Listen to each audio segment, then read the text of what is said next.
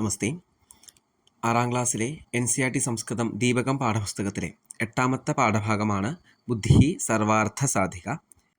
ഈ പാഠത്തിലെ കഥ നമ്മൾ മുമ്പത്തെ വീഡിയോയിലൂടെ നമ്മൾ മനസ്സിലാക്കിയതാണ്. ഈ ഒരു വീഡിയോയിലൂടെ ഈ പാഠത്തിലെ ബേസ് ചെയ്തിട്ടുള്ള ടെക്സ്റ്റ് ബാക്ക് ക്വസ്റ്റ്യൻസ് അതിൻ്റെ ഉത്തരങ്ങളുമാണ് ഡിസ്കസ് ചെയ്യാനായിട്ട് പോകുന്നത്. അപ്പം നമുക്ക് വീഡിയോയിലേക്ക് കിടക്കാം. അവധേയാംശഃ, ശ്രദ്ധിക്കേണ്ട ഭാഗമാണ്. ക്രിയാപദാനം മൂലം ധാതു അസ്തി. ക്രിയാപദങ്ങൾക്കൊരു റൂട്ട് വേർഡ് ഉണ്ട് എന്നാണ് പറയുന്നത്.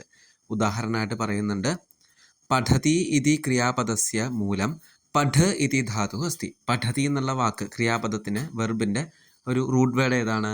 പഠ് എന്നാണ്. അതായത് പഠ് എന്നുള്ള വാക്ക് എന്നാണ് പഠതി എന്നുള്ള വാക്ക് ഫോം ചെയ്തേക്കുന്നത്. അപ്പോൾ പഠ് എന്നുള്ള ധാതുവിൻ്റെ അർത്ഥം പഠിക്കുക എന്നാണ്. അപ്പോൾ പഠ് എന്നുള്ള ധാതു എന്ന് വരുന്ന എല്ലാ വാക്കുകളും പഠനമായിട്ട് ബന്ധപ്പെട്ട അർത്ഥങ്ങളായിരിക്കും വരിക. മനസ്സിലായെന്ന് വിചാരിക്കുന്നു. അടുത്തത് നിവസന്തി. നീ പ്ലസ് വസ് എന്നുള്ള ധാതുവാണ് താമസിക്കുക എന്നുള്ളതാണ് അർത്ഥം. ഭവന്തി, ഭൂ എന്നുള്ള ധാതു അല്ലെങ്കിൽ ഉണ്ട് എന്നുള്ളതാണ് അതിൻ്റെ അർത്ഥം. ഭൂ ഭവ് രണ്ടും പറയും.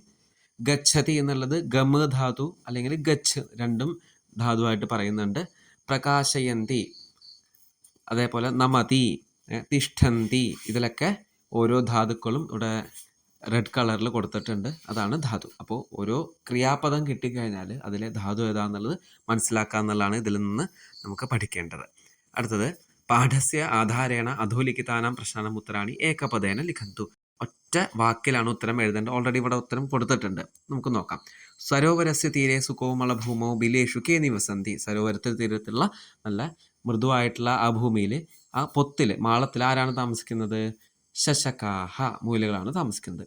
അടുത്തത്, കേശാം പരിഭ്രമണേന ശശകാഹ ക്ഷതവിക്ഷതാഹ മൃതാഹ ച ഭവന്തി. ആരുടെ വരവും പോക്കിലുമാണ് മുയലുകൾക്ക് ബുദ്ധിമുട്ടുണ്ടായത് അല്ലെങ്കിൽ അവർ മരിച്ചു പോയത്? ഗജാനാം. അടുത്തത്, ശശകരാജ കസ്യ സമീപം ഗച്ഛതി. ശശകരാജാവ് ആരുടെ അടുത്താണ് പോയത്? ഉത്തരം ഗജരാജസ്യ, ഗജരാജാവിൻ്റെ അടുത്ത്. അടുത്തത്, കേ സ്വമതം പ്രകാശയന്തി. ആരാണ് സ്വന്തം അഭിപ്രായം പറഞ്ഞത്? ശശകാഹ, മുയലുകളാണ്. കഹ ചന്ദ്രൻ നമതി. ആരാണ് ചന്ദ്രൻ നമിച്ചത്? ഗജരാജ.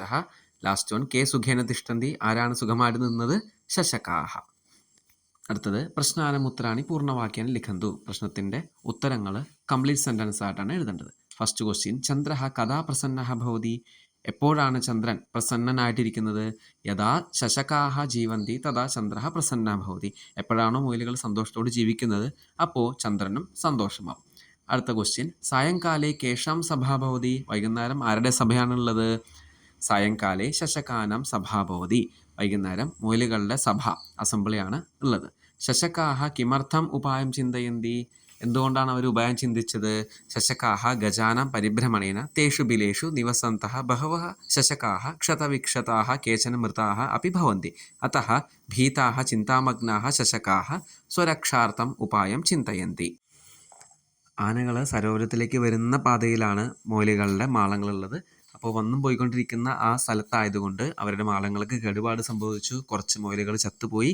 അപ്പോൾ അതിൽ പേടിച്ചു പോയ മുയലുകളാണ് സ്വയം രക്ഷയ്ക്ക് വേണ്ടിയിട്ട് എന്ത് ചെയ്യും എന്ന് ആലോചിച്ചത്. അടുത്ത ക്വസ്റ്റ്യൻ, ചന്ദ്ര കേന നാംന പ്രസിദ്ധ അസ്തി. ചന്ദ്രൻ ഏത് പേരിലാണ് പ്രസിദ്ധനായത്? ചന്ദ്ര ശശാങ്ക ഇതി നാംന പ്രസിദ്ധ. ശശാങ്ക എന്ന പേരിലാണ് അറിയപ്പെട്ടത്, ഫേമസ് ആയത്. അടുത്ത ക്വസ്റ്റ്യൻ, ആം ചന്ദ്രസ്യ ദർശനായ ആവാം അധുന ഏവ സരോവരം പ്രതി ചലാവഹ ഇതി കഹ കഥയതി. ചന്ദ്രനെ ദർശിക്കാനായിട്ട് നമുക്ക് രണ്ടുപേർക്കും ഇപ്പോൾ സരോവരത്തിലേക്ക് പോകാം എന്ന് ആരാണ് പറഞ്ഞത്? ശശകരാജ. ശശകരാജാവാണ് അങ്ങനെ പറഞ്ഞത്. അടുത്ത ചോദ്യത്തിലേക്ക് നമുക്ക് കിടക്കാം. മൂന്നാമത്തെ ക്വസ്റ്റ്യൻ, പാഠസ്യ ആധാരേണ പട്ടികാതഃ ക്രിയാപദാനി ചിത്വ വാക്യാനി പൂരയന്തു. പാഠത്തിനെ ബേസ് ചെയ്തിട്ടുള്ള സെൻറ്റൻസ് താഴെ കൊടുത്തിട്ടുണ്ട്. ഒരു ടേബിൾ നമുക്ക് കൊടുത്തിട്ടുണ്ട്. അതിൽ നിന്ന് കറക്റ്റായിട്ടുള്ള സ്യൂട്ടബിൾ ആയിട്ടുള്ള ക്രിയാപദങ്ങൾ, വെർബുകൾ നമുക്ക് എടുത്തെഴുതണം. ഓൾറെഡി ഇവിടെ ആൻസർ കൊടുത്തിട്ടുണ്ട്, നമുക്ക് നോക്കാം. ഒന്നാമത്തെ ക്വസ്റ്റ്യൻ, കിം ചന്ദ്ര സരോവരെ തിഷ്ഠതി. ചന്ദ്രൻ സരോവരത്തിലാണോ നിൽക്കുന്നത്? രണ്ടാമത്തെ ക്വസ്റ്റ്യൻ, സർവേ ശശകാഹ ഉപായം ചിന്തയന്തി. എല്ലാ ശശകങ്ങളും, എല്ലാ മുയലുകളും ഉപായം ചിന്തിക്കുന്നു. മൂന്നാമത്തെ, സായങ്കാലേ ശശകാനാം സഭാ ഭവതി. ശശകാഹ സരോവരസ്യ തീരെ നിവസന്തി. സഹ ഗജരാജം കഥയതി. ഇങ്ങനെയാണ് അത് കംപ്ലീറ്റ് ചെയ്യേണ്ടത്. അടുത്ത ക്വസ്റ്റ്യൻ, ഉദാഹരണാനുസാരം നിമ്നലിഖിതാനാം പദാനാം വചനം പുരുഷം ച ലിഖന്തു. ഉദാഹരണമനുസരിച്ച് താഴെ കൊടുത്തിട്ടുള്ള ടേബിളിലെ പുരുഷ വചനങ്ങൾ കറക്റ്റായിട്ട് എഴുതാനാണ് ഉദാഹരണം. ചിന്തയതി, ഇതിൽ ചിന്തയതി എന്നുള്ള വാക്ക് പുരുഷൻ പ്രഥമ പുരുഷനാണ്. അതേപോലെ വചനം ഏകവചനമാണ്. ലട്ട് ലകാരത്തിലെ ടേബിള് നമുക്ക് പഠിച്ചു കഴിഞ്ഞാൽ ഇത് കറക്റ്റായിട്ട് എഴുതാനായിട്ട് സാധിക്കും. ചിന്തയതി, ചിന്തയതഃ, ചിന്തയന്തി, അങ്ങനെയാണ്. അതിലെ ഫസ്റ്റത്തെ പ്രഥമ പുരുഷ ഏകവചനാണ് ചിന്തയതി. തിഷ്ഠന്തി പ്രഥമ പുരുഷ ബഹുവചനാണ്. ജീവന്തി പ്രഥമ പുരുഷ ബഹുവചനാണ്. നമതി എന്നുള്ളത് പ്രഥമ പുരുഷ ഏകവചന പദമാണ്. കഥയതി എന്നുള്ളത് പ്രഥമ പുരുഷ ഏകവചന പദമാണ്. ഗച്ഛതി എന്നുള്ളത് പ്രഥമ പുരുഷ ഏകവചനം. ഗച്ഛതി, ഗച്ഛതഃ, ഗച്ഛന്തി, അങ്ങനെയാണത് കംപ്ലീറ്റ് ചെയ്യേണ്ടത്. അടുത്ത ക്വസ്റ്റ്യൻ. ഉദാഹരണാനുസാരം സമുചിതൈഹി ക്രിയാപദൈഹി റിക്തസ്ഥാനാനി പൂരയന്തു. താഴെ കൊടുത്തിട്ടുള്ള ടേബിൾ കറക്റ്റായിട്ട് ഫില്ല് ചെയ്യാനാണ്. ഉദാഹരണം. ഗം ധാതു ഗച്ഛതി, ഗച്ഛതഃ, ഗച്ഛന്തി. കഥ് കഥയതി, കഥയതഃ, കഥയന്തി. സ്ഥ തിഷ്ഠതി, തിഷ്ഠതഃ, തിഷ്ഠന്തി. കൃ കരോമി, കുർവഹ, കുർമഹ. ജീവ് ജീവതി, ജീവതഃ, ജീവന്തി. ചല ധാതുവിൻ്റെ ഉത്തമ പുരുഷ ഏകവചന, ദ്വിവചന, ബഹുവചനാണ് കൊടുത്തിരിക്കുന്നത്. ചലാമി, ചലാവഹ, ചലാമഹ.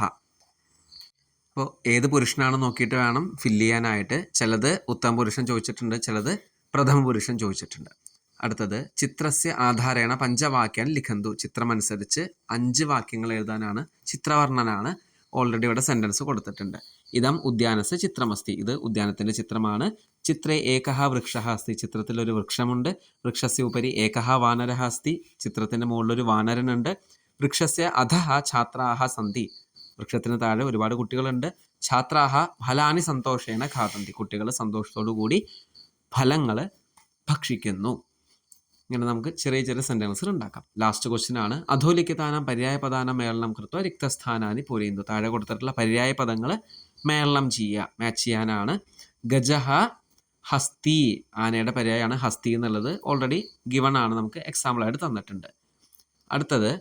പദം എന്നുള്ള വാക്കിൻ്റെ പര്യായ പദമായിട്ട് ഏതാണ്? ചരണഹ. പദം എന്ന് പറഞ്ഞാലും ചരണഹ എന്ന് പറഞ്ഞാലും കാലൻ എന്നാണ് അർത്ഥം. അടുത്തത്. ചന്ദ്രഹ. ചന്ദ്രൻ്റെ പര്യായം ഓൾറെഡി നമ്മൾ ടെക്സ്റ്റിൽ തന്നെ പഠിച്ചിട്ടുണ്ട്. ശശാങ്കഹ എന്നാണ്. അടുത്തത്. സരോവരഹ. സരോവരത്തിൻ്റെ ജലാശയം, ജലാശയഃ എന്നാണ് പര്യായ പദം. Last one. പ്രജാ, ജനത. അപ്പോൾ ഇതോടുകൂടി ഈ ഒരു പാഠത്തിലെ എക്സസൈസ് നമ്മൾ കംപ്ലീറ്റ് ചെയ്തു. ഇനി താഴെ ഒരു ടേബിൾ കൊടുത്തിട്ടുണ്ട്. ലട്ട് ലകാരത്തിലെ ക്രിയാപദങ്ങൾ പ്രഥമ പുരുഷ, മധ്യം പുരുഷ, ഉത്തമ പുരുഷ 3 വചനങ്ങളും എങ്ങനെയാണെന്നുള്ളത് ഒരു ഷോർട്ടായിട്ട് കൊടുത്തിട്ടുണ്ട്. തീ തഹാന്തി, സീ തഹ ഥ, മീ വഹ മഹ. ഇത് മനസ്സിലാക്കി കഴിഞ്ഞാൽ നമുക്ക് എളുപ്പം എല്ലാ ലട്ട് ലകാരങ്ങളും ഏകദേശം കിട്ടും നമുക്ക്. പഠതി, പഠതഃ, പഠന്തി. പഠസി, പഠതഃ, പഠഥ. പഠാമി, പഠാവഹ, പഠാമഹ. അപ്പോൾ ഈ ലട്ട് ലകാരം ടേബിൾ മനസ്സിലാക്കി കഴിഞ്ഞാൽ എളുപ്പം നമുക്ക് ഇതിലെ ചോദ്യങ്ങളൊക്കെ ആൻസർ ചെയ്യാൻ സാധിക്കും. ഇതോടുകൂടി ഈ 8ാമത്തെ പാഠം അവസാനിച്ചിരിക്കുകയാണ്. 9ാമത്തെ പാഠം നമുക്ക് അടുത്ത വീഡിയോയിലൂടെ മനസ്സിലാക്കാം. ധന്യവാദാഹ.